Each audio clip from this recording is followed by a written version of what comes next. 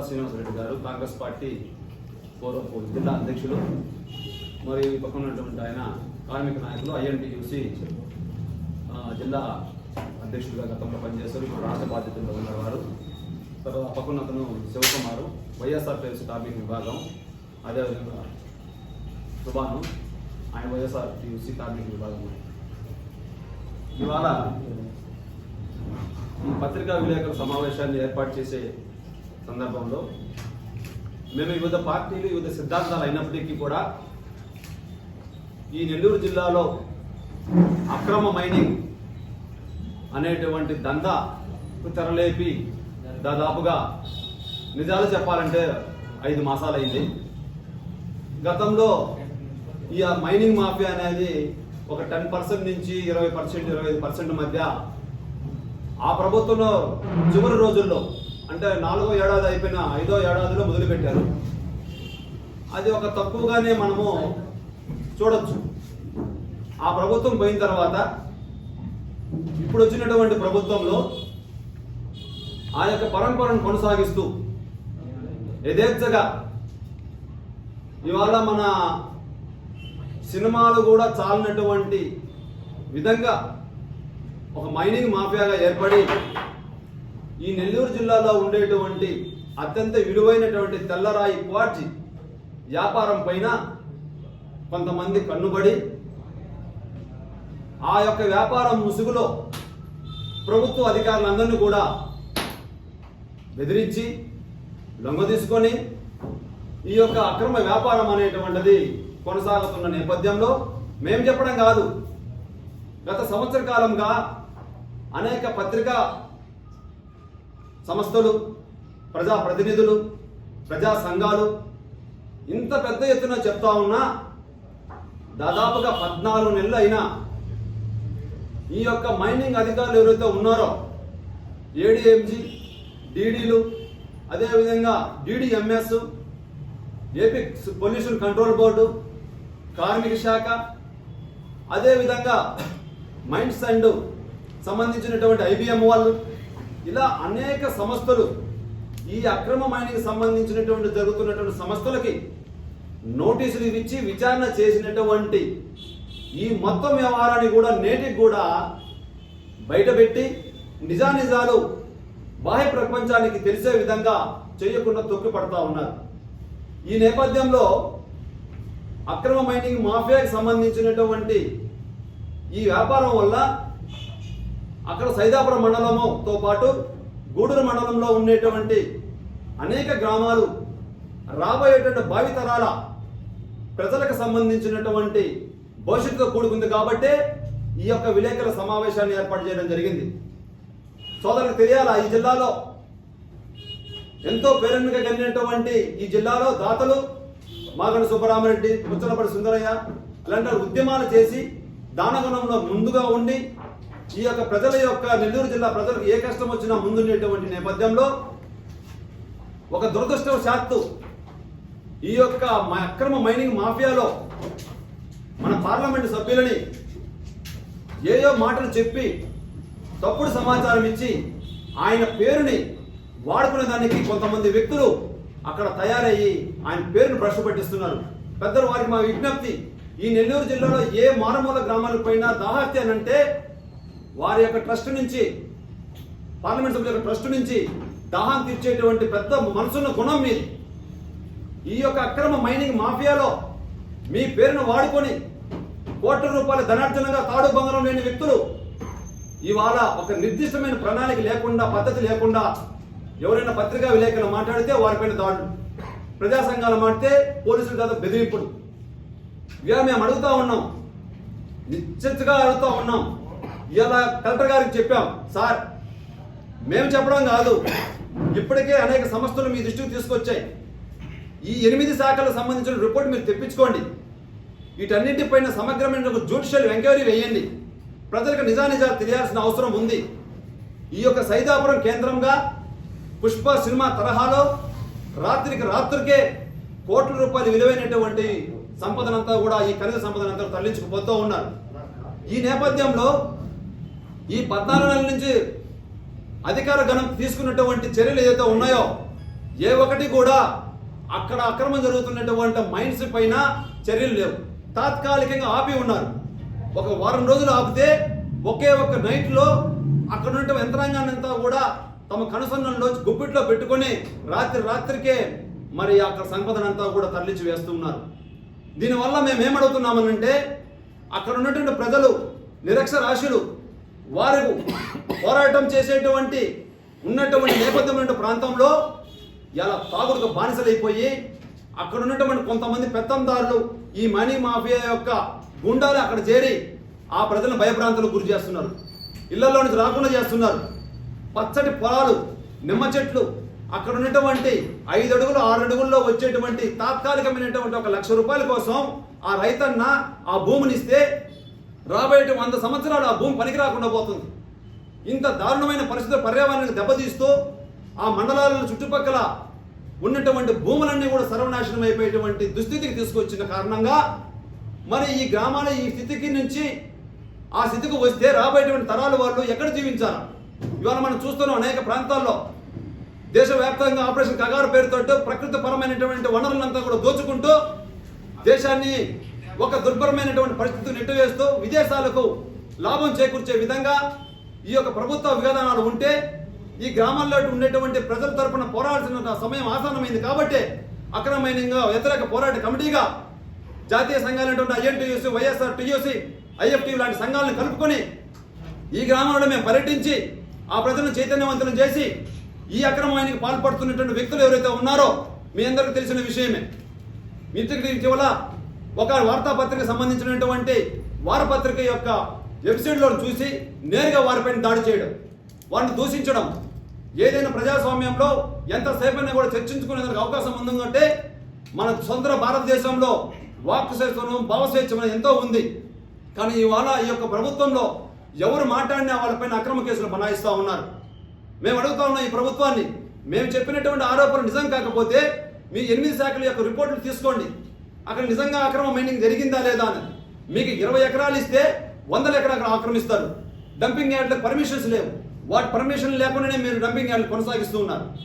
మొన్న గౌరవ పార్లమెంటు సభ్యులు జగన్ గారి యొక్క పర్యటన ముందు రోజున నేను ఈ యొక్క వ్యాపారానికి సంబంధించి మానుకుంటున్నాను కాబట్టి ఈ వ్యాపారంతో నాకు సంబంధం లేదు సంతోషిస్తూ స్వాగతిస్తున్న వారి మాటని. అయితే మీ యొక్క మాటని వారు పెడచవును పెట్టి ఇప్పటికి కూడా ఆ ప్రాంతంలో ఉన్నటువంటి శ్రీనివాస మైనింగ్, అదేవిధంగా గెలాక్సీ మైనింగ్లో పాటు అనేక ప్రాంతాల్లో ఇప్పటికి కూడా అక్రమంగా తోడుపెట్టినటువంటి ఆ యొక్క ఖనిజ సంపద అంతా కూడా ఎప్పుడైనా తరలించేటువంటి ప్రమాదం ఉంది. అది మేము అడుగుతా ఉన్నాం. ఇవాళ ప్రభుత్వానికి ఆదాయం వచ్చేటువంటిది, ప్రజల యొక్క జీవన విధానానికి లాభం చేకూర్చేటువంటిది, కార్మిక ప్రయోజనాలు ఉంటే ఖచ్చితంగా మేము స్వాగతిస్తాం. మేము అభివృద్ధికి వ్యతిరేకం కాదు. ఈ జిల్లా బాగుపడాలి, పారిశ్రామిక రంగంగా ముందుకు పోవాలి. అయితే ఈ నేపథ్యంలో ఆ ముసుగులో తీసుకుని ఆ గ్రామాలన్నిటి కూడా రాబోయేటువంటి తరాలకు ఎందుకు పనికిరాని విధంగా ఆ ప్రాంతాలంతా కూడా చేస్తూ ఉన్నారు. మీరు ఏ ఒక్క శాఖని తీసుకోండి, ఏపీ పొల్యూషన్ కంట్రోల్ బోర్డు ఇప్పుడు మీకు ఇచ్చినటువంటి పత్రిక విలేకరులకు ఇచ్చినటువంటి జాబితాలో ఉన్నటువంటి మైనింగ్ కంపెనీ వాళ్ళకు ఎవరైనా గ్రీన్ సిగ్నల్ ఇచ్చారా? ఎక్స్ప్లోజివ్ లైసెన్స్ ఎవరికైనా ఉన్నాయా? బోర్ బ్లాస్టింగ్ పర్మిషన్స్ ఎవరికైనా ఉన్నాయా? బోర్ బ్లాస్టింగ్ పర్మిషన్స్ లేవు, ఎక్స్ప్లోజివ్ లైసెన్స్ ఆథరైజ్ పర్సన్స్ లేరు. మీ దగ్గర పనిచేసేటువంటి ఎక్స్ప్లోజివ్ లైసెన్స్ ఉపయోగించిన మేట్లు, లైసెన్స్ హోల్డర్ ఉండాలా, సర్టిఫికేట్ హోల్డర్ ఉండాలా. మొత్తం 20 కంపెనీలకు సంబంధించి ఒకరిద్దరి చేత అక్రమమైన బ్లాస్టింగ్ చేపిస్తున్నారు. దానికి విధి విధానాలు ఉంటాయి. అవి ఏమీ పాటించకుండా చట్టాన్ని మీ చేతుల్లో తీసుకొని, ఫారెస్ట్ అధికారులు మీ చేతిలో తీసుకొని రక్షించుకోవాలనే దిశలో ఈ ప్రెస్ మీట్ పెట్టడం ప్రధాన కారణం. ముఖ్యంగా భారతదేశ పటంలో గూడూరు బ్రిటిష్ కాలంలోనే గూడూరు అనేది మన భారతదేశ పటంలోనే లిఖించబడింది. ఎందుకంటే గూడూరు పరిసర ప్రాంతాల్లో ఉన్న మైకా, సిలికా, క్వార్ట్జీ ఇవన్నిటికీ ప్రపంచంలో ఎక్కడ దొరకదు అన్నమాట. కేవలం సైదాపురం మండలంలోనే ఈ క్వార్ట్జీ మైకా అనేది దొరకడం జరిగింది. ప్రపంచంలో మొత్తంలో గుర్తింపు పడింది గూడూరు పట్టణం. జంక్షన్ పెట్టేదాన్ని, గూడూరు జంక్షన్ పెట్టేదాన్ని కూడా అదొక కారణం. కానీ అప్పటి నుంచి గత వైఎస్ఆర్సీపీ గవర్నమెంట్లో లాస్ట్ 2 సంవత్సరాల దాకా చాలామందికి తెలియదు. ఆడ క్వార్ట్జీ లక్షల రాత్రికి కోటీశ్వరులు అయిపోతున్నారు. ఇవన్నీ ఎందుకంటే అక్కడ గ్రామ ప్రాంతాల్లో కొంతమంది రైతుల్ని ఈ మైకా మాఫియా వాళ్ళని చేరదీసి రాత్రే లక్షల టన్నులు కొలది ఒక నెలలో ఎత్తేయడం జరుగుతుందన్నమాట. గత ప్రభుత్వాన్ని కొనసాగిస్తూ ఆ ప్రభుత్వంలో ఉన్న వాళ్ళే ఈ ప్రభుత్వంలోకి వచ్చి దాన్ని రెట్టింపు చేస్తున్నారు. ఒక్కొక్క సిలికా క్వార్జ్ మైన్లో కనీసం 60-70 మంది పనిచేస్తుంటే అప్పట్లోనే బ్రిటిష్ కాలం లాంటి తర్వాత వచ్చిన మన స్వతంత్రం వచ్చిన తర్వాత కూడా ఈఎస్ హాస్పిటల్ అనేది టీబీ పేషెంట్కి ఈఎస్ హాస్పిటల్ మౌలిక వసతులు కల్పించడం అప్పుడే జరిగిందన్నమాట. బ్రిటిష్ కాలంలోనే మౌలిక వసతులు కల్పించడం జరిగింది. కానీ నేటి కార్మికుడి పరిస్థితి ఏంటంటే ఎవడన్నా చనిపోతే ఏదో యాక్సిడెంట్ చనిపోయినట్టుగా హాస్పిటల్కి తీసుకుపోవడం, వాళ్ళకి కాంపెన్సేషన్ పోవడం, దానికి తోడు ఎఫ్ఐఆర్ ఉండదు. లేబర్ డిపార్ట్మెంట్ నుంచి రావాల్సిన వాళ్ళకి కాంపెన్సేషన్ కానీ ఈఎస్ఐ ద్వారా రావాల్సిన బెనిఫిట్స్ కానీ ఎలాంటి లేకుండా కార్మికులు ఈరోజు పరిస్థితి అధ్వానంగా తయారైంది. ఈ మాఫియా వల్ల ఏంటంటే కార్మికులు కూడా పస్తులు పడాల్సిన రోజులు వచ్చేస్తున్నాయి. ఎందుకంటే వాళ్ళు రాత్రి కార్మికులు చేయాల్సింది జేసీబీలు ఈ మిగతా యంత్రాలు పెట్టేసి రాత్రి రోడ్లు ఎత్తేసిన తర్వాత కార్మికులు పని లేకుండానే పోతున్నాం అన్నమాట. వీటన్నిటికీ ఏంటంటే ప్రభుత్వంలో మాఫియా వాళ్ళు చెప్పేది ఏంటంటే మేము పెద్దలకి కోట్ల రూపాయలు నెలకు పాడుకుంటున్నాం, ఇక్కడ మేము నెలకు పాడుకునే వాళ్ళకి కోట్లు ఇచ్చేటప్పుడు ఇది కావాలంటున్నాం.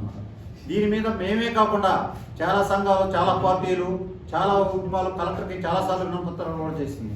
మేము ఈరోజు చెప్పేది ఏంటంటే ఇవన్నీ రాజకీయాల్లో జోలికి పోకుండా మీరు సిట్టింగ్ జడ్జి చేత ఒక నిజ నిర్ధారణ కమిటీ వేయండి. ప్రతి పరిశ్రమ గురించి డేటా తీసుకోండి. ఆడ ఎంతమంది కార్మికులు పనిచేస్తున్నారు, ఎంత మెటీరియల్ వస్తుంది, ఇప్పుడు గత ఈ 15 నెలలు కానీ గత 2 సంవత్సరాల్లో కానీ ఎంత మెటీరియల్ అమ్ముకుంటూ జరిగింది, ఎన్ని కోట్ల ఆదాయం జరిగింది, ప్రభుత్వానికి ఎంత నష్టం వచ్చిందని చెప్పి ఎంక్వైరీ చేయాలని చెప్పాము. కలెక్టర్ గారు స్పందించారు. వెంటనే ఇప్పటికైనా సింగిల్ జడ్జి చేత విచారణ జరిపించి న్యాయ నిర్ధారణ చేయాలని చెప్పి ఈ సందర్భంగా కోరుతున్నాం. చాలామంది పెద్దలు ఉన్నారు. విపరీతంగా అటవీ భూముల్లో అయితేమి పేదల యొక్క అసైన్మెంట్ భూములను టార్గెట్గా చేసి సిలికా అక్రమ మైనింగ్ చేయడం జరిగింది. అదే కొనసాగింపుగా ఈ ప్రభుత్వంలో కూడా జరుగుతూ ఉన్నటువంటి పరిస్థితి. దీనిని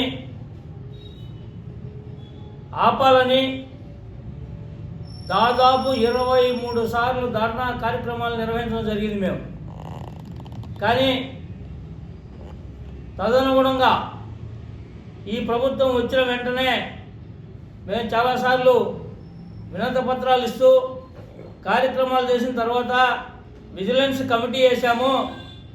కమిటీ రిపోర్టు వచ్చిన వెంటనే గత ప్రభుత్వంలో అయితేమి ఇప్పుడు కొనసాగుతూ ఉన్నటువంటి పరిస్థితులు అయితే మేమంతా అధ్యయనం చేసి వారిపై వెంటనే చర్యలు తీసుకుంటామని చెప్పడం జరిగింది.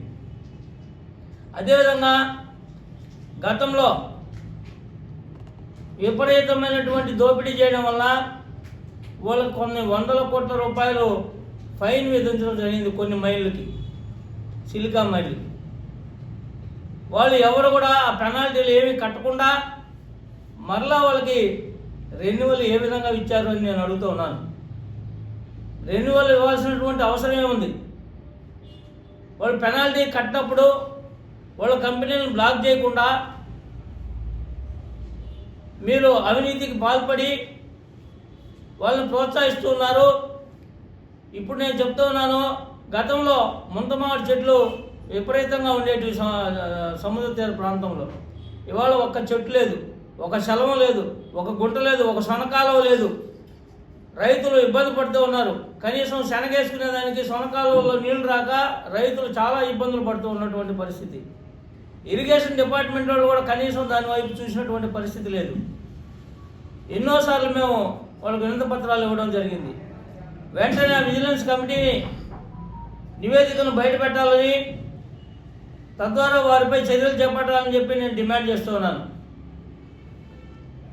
సిలికా అక్రమ మైనింగ్ చేపట్టినటువంటి వాళ్ళు గతంలో ఒక లారీకి పర్మిషన్ తీసుకుంటే 1000 లారీలు అదే స్లిప్తో పోతా ఉండేటువంటి పరిస్థితి. ఆపేదే లేదు. ఈరోజు కూడా అదే జరుగుతూ ఉంది. వారిపైన వెంటనే చర్యలు చేపట్టాలని ప్రభుత్వం చట్టపరమైనటువంటి కార్యక్రమాల ద్వారా వారిని అదుపు చేయకపోతే రాబోయేటువంటి తరాలకు మీరు ఏమీ సమాధానం చెప్తారని చెప్పి నేను అడుగుతున్నాను. అదేవిధంగా సైదాపురం మండలం అయితే, గూడూరు మండలం అయితే క్వాడ్జీ సంపద మీద దోచుకుంటూ ఉన్నారు. ఇక్కడ 1000 రూపాయలు కొన్ని చైనాలో 1,00,000 రూపాయలకు అమ్ముతున్నారు. దీనిపైన చర్యలు తీసుకుంటారా బాబు అని 2022 నుంచి 25 దాకా మేము కనీసం 50 సార్లు ధర్నా కార్యక్రమాలు నిర్వహించడం జరిగింది. గత ప్రభుత్వంలో ఉన్నటువంటి నాయకులు దోపిడీ చేస్తున్నారు. వాళ్ళందరూ కూడా జైలు పోతారు.